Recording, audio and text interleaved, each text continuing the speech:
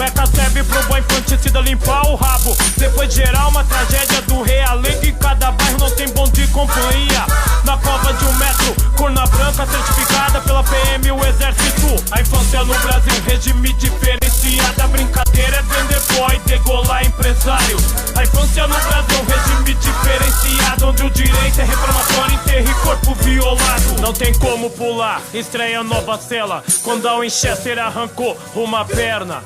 Não tem como ver Kung Fu Panda e Avatar com a córnea afetada pela falta de vitamina A. Não tão brincando de estátua, tão esperando o rabecão do lado da Magno plantada. Bom, gente, boa tarde, meu nome é Wellington. Hoje a ideia é falar um pouco sobre o Estatuto da Criança e do Adolescente, mais voltado aqui para a parte que trata dos direitos fundamentais.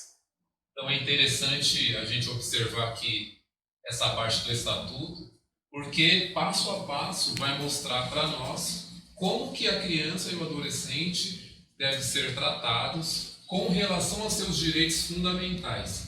Então o Estatuto é a Lei 8.069/1990 e ele vem trazer um pouco a doutrina da proteção integral referente à criança e adolescente. Lembrando, crianças de 0 a 11 anos incompletos, adolescente dos 12 aos 17 anos, beleza? Então, para a gente iniciar aqui essa explanação, eu vou iniciar trazendo aqui o direito à vida e à saúde, que estão ali nos artigos 7º, do 7 ao 14, aqui no Estatuto da Criança. Eu vou ler aqui só o primeiro artigo, o artigo 7º, porque não vai dar para a gente entrar na análise de cada artigo, porque é muita coisa. Então, primeiramente, no artigo 7º, a criança e o adolescente têm direito à proteção, à vida e à saúde, mediante a efetivação de políticas sociais públicas que permitam o nascimento e o desenvolvimento sadio e harmonioso, em condições dignas de existência. Então, aqui eu destaquei o seguinte: permite o nascimento e o desenvolvimento sadio e harmonioso. É por isso que no SUS está previsto ali as políticas adequadas de acompanhamento da gestante nesse processo, porque a criança ela tem que ter um nascimento sadio. Então a mãe vai ter um acompanhamento ali, né, no sistema de saúde para garantir que esse nascimento seja o mais tranquilo possível. Infelizmente, no Brasil, nós presenciamos aí um número muito grande de violência obstétrica.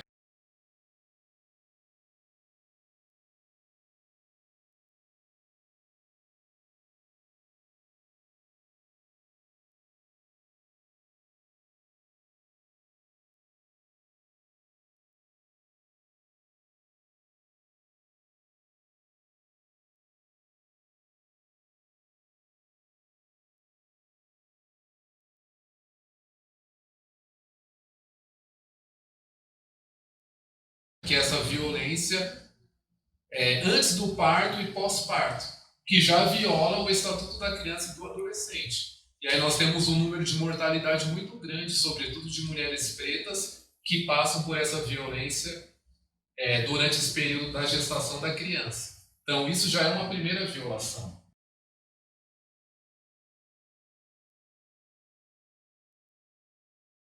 Na questão da saúde, sem entrar em muitos detalhes, pós-nascimento, essa criança também tem que ter um acompanhamento, tanto a criança quanto a mãe. O SUS tem que continuar acolhendo essa criança e na adolescência também. Então deveria ser dessa forma aí, mais ou menos, como que se dá o direito à vida e o direito à saúde. Avançando mais um pouco, ali no artigo 15, do 15 ao 18, nós temos o direito à liberdade, ao respeito e à dignidade. São 3 artigos, porém são bastante importantes esses artigos, porque vai tratar dessa concepção. Como é o respeito à liberdade para uma criança ou para um adolescente? Como é esse respeito à dignidade dessa criança e desse adolescente? Então eu vou ler aqui um artigo, o artigo 15, para a gente entender melhor como que funciona ou deveria funcionar na prática. A criança e o adolescente têm o direito à liberdade, ao respeito e à dignidade como pessoas humanas em processo de desenvolvimento e como sujeitos de direitos civis, humanos e sociais garantidos na Constituição e nas leis. O direito à liberdade compreende os seguintes aspectos. Então, ir e vir, estar nos espaços públicos da cidade, ter opinião e expressão, liberdade de crença e culto religioso. Geralmente, o pai e a mãe já determinam qual que vai ser a religião dessa criança, então já é um equívoco. Brincar, praticar esporte e divertir-se. Participar da vida familiar comunitária sem discriminação. Participar da vida política nas formas das leis. Buscar refúgio, auxílio e orientação. Então, esses tópicos diz respeito ao direito à liberdade. Quanto à questão da dignidade humana, a criança e o adolescente não devem ser submetidas a tratamentos cruéis, a opressão no espaço familiar ou fora dele, estar em cárcere privado, estar em situação de degradação. Isso viola a dignidade humana, a dignidade da criança e do adolescente. Então, aquela educação opressora de bater na criança, aquela palmada chamada educativa que não educa nada, isso é ilegal, porque isso fere a dignidade dessa criança ou desse adolescente. Então, o espaço familiar não pode fazer o que quiser com a criança e o adolescente. Não é porque é filho que a mãe ou o pai vai fazer o que quer. Tem a lei aqui para proteger. E lembrando também que criança e adolescente é responsabilidade da família, da comunidade, da sociedade, do poder público. Então, é responsabilidade dessas instâncias. Beleza? Então, aqui nós temos o direito à convivência familiar e comunitária, que é uma parte muito longa aqui do Estatuto, que vai do artigo 19 até o artigo 52. Nós não iremos tratar de forma minuciosa desse direito à convivência familiar e comunitária, porque ele daria aqui um capítulo à parte. Eu só vou ler aqui o primeiro artigo para a gente sacar um pouco qual que é a filosofia desse artigo. É direito da criança e do adolescente ser criado e educado no seio de sua família, e excepcionalmente em família substituta, assegurada a convivência familiar e comunitária em ambiente que garanta seu desenvolvimento integral. Então, nesse primeiro artigo aqui, o 19, que vai tratar desse direito, já diz um pouco qual que é o sentido de ter esse direito. Então, assegurar a convivência familiar e comunitária em ambiente que garanta o seu desenvolvimento integral. Tanto a família natural quanto a substituta tem que garantir esse desenvolvimento integral da criança e do adolescente. Só que quando nós analisamos a composição familiar e como esse direito ele vai se desenvolvendo na realidade, nós percebemos aí vários problemas, porque muitas famílias ainda não tentam garantir um espaço adequado para que essa criança e esse adolescente se desenvolva de forma integral. Aqui nós iremos dar um salto para o artigo 53, que vai tratar do direito à educação, à cultura, ao esporte e ao lazer. Então, do artigo 53 até o 59, vai especificar um pouco quais são esses direitos.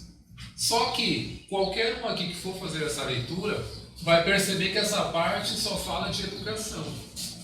Então, você não vê nenhum ponto falando da cultura, você não vê nenhum ponto falando do esporte e do lazer.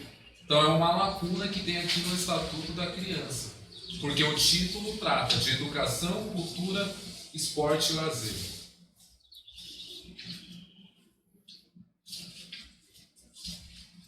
Então, no artigo 53 diz o seguinte: a criança e o adolescente têm direito à educação, visando ao pleno desenvolvimento de sua pessoa, preparo para o exercício da cidadania e qualificação para o trabalho, assegurando-se-lhes igualdade de condições para acesso e permanência, Direito de ser respeitado pelos seus educadores, esse direito ao respeito, né, pelos educadores é bem complicado no ambiente escolar.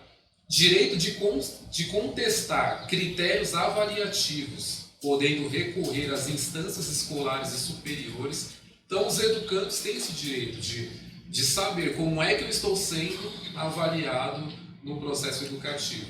Direito de organização e participação em entidades estudantis. Então, o Grêmio estudantil, ele não pode ser um problema na escola, ele não pode ser proibido, não pode ser perseguido, e os estudantes têm o direito à representação estudantil.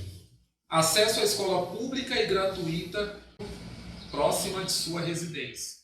Então, o sistema educativo ele tem que estar organizado para exercer essas demandas que está aqui no Estatuto da Criança e do Adolescente. A escola não pode ser um espaço de conflito, não pode ser um espaço de reprodução do preconceito e tem que ser um espaço que também garanta o desenvolvimento pleno, tanto da criança como do adolescente. Não pode haver faltas de vagas, né? Então, a criança e o adolescente não pode ser vítima aí de falta de vaga no sistema educativo. Cabe aos municípios e aos estados garantir a oferta adequada de vagas, né, para a criança, para os adolescentes. Aí nós temos aqui também a importância do acompanhamento da família no processo educativo. As famílias, os pais e mães responsáveis têm a obrigatoriedade de acompanhar o desenvolvimento dessas crianças e desses adolescentes no sistema educativo. Então isso é bastante importante. Por fim, nós temos aqui do direito à profissionalização e à proteção ao trabalho, que vai do artigo 60 ao 69. Repare que está dizendo o seguinte, não é direito ao trabalho, é direito à profissionalização e proteção ao mercado de trabalho. Por que proteção? O Brasil tem mais de 2 milhões de crianças em situação de trabalho ilegal. Então, para a criança, o trabalho já se torna ilegal.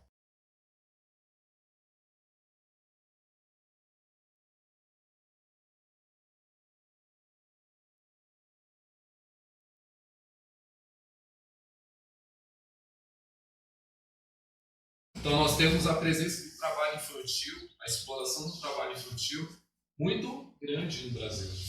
E aí esse trabalho infantil está desde o espaço doméstico, dentro de casa, até outras atividades fora do espaço doméstico.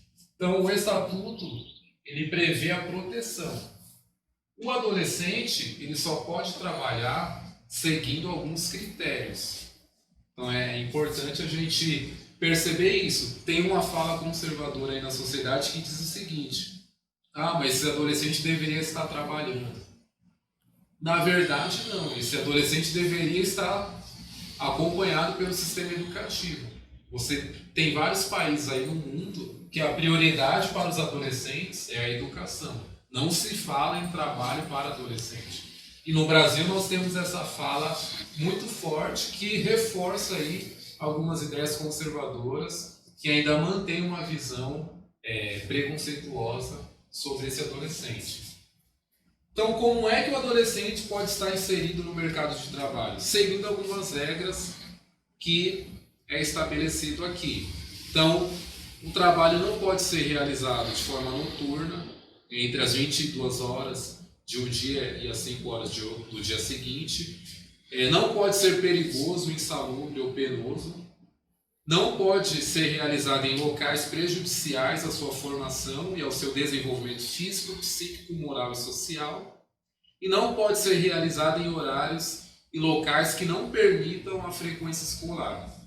Então, se esse adolescente estiver no mercado de trabalho, o empregador tem que respeitar essas regras, principalmente de não ter conflito entre o horário de trabalho e o horário de estudos. Geralmente, quem mora nas periferias, às vezes você tem lá o adolescente que vai trabalhar lá na Paulista e aí ele não consegue voltar para entrar na escola, porque pega o horário de pico e vai chegar depois das 7 horas da noite. E aí já cria um conflito com a escola, que por muitas vezes também não deixa esse adolescente entrar, né, para garantir as aulas. Então aqui é um pouco desses direitos fundamentais. E aí qual que é a filosofia desses direitos fundamentais? Todos eles estão integrados, porque aqui nós estamos falando do desenvolvimento pleno da criança e do adolescente. Se um desses direitos faltar para essas crianças e esses adolescentes, o desenvolvimento pleno estará comprometido. Vamos aqui só citar um exemplo. Você tem a criança lá de famílias ricas. Essas crianças de famílias ricas, esses direitos são todos comprados, porque as famílias vão colocar escola particular, vai ter o espaço de lazer ali que é também comprado, etc. Quando você vem para as periferias, esses direitos quem tem que garantir é o Estado. E por muitas vezes ele não garante. Então falta vaga na escola, falta atendimento no serviço de saúde, a convivência familiar e comunitária é conflituosa. Então essa criança e esse adolescente convivem constantemente com a violação dos direitos. E aí, por isso que tem o seu desenvolvimento pleno comprometido. E aí depois, lá na frente, quem vai atender esse adolescente? As medidas socioeducativas. Porque tem muitos adolescentes que vão passar pelo sistema de justiça, né? Vão ir para alguma medida socioeducativa, porque não tiveram a oportunidade de ter acesso plenamente aos seus direitos. Então, o seu desenvolvimento pleno foi negado por uma sociedade. Então, essa que é a questão. E aí depois a sociedade quer discutir punição para esses adolescentes, quando previamente deveria discutir o acesso aos direitos fundamentais.